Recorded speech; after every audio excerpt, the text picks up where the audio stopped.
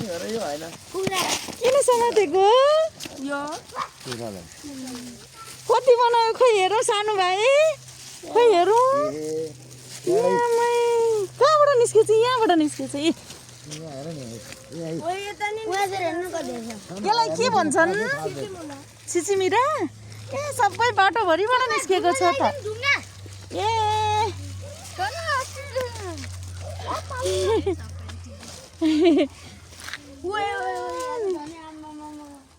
कति धेरै निस्किएको त नि ए यो पानी परेपछि निस्किन्छ है यो आजकलको सिजनमा ए कति धेरै बच्चा बच्चा छ त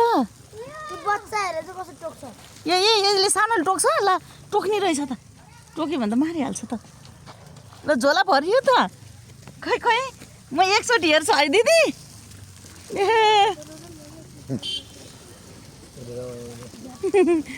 गाउँतिर एक झोला हुन लागेछ अब यो के गर्ने त यो अब यसलाई फ्राई गरेर खाने है फ्राई गरेर खाने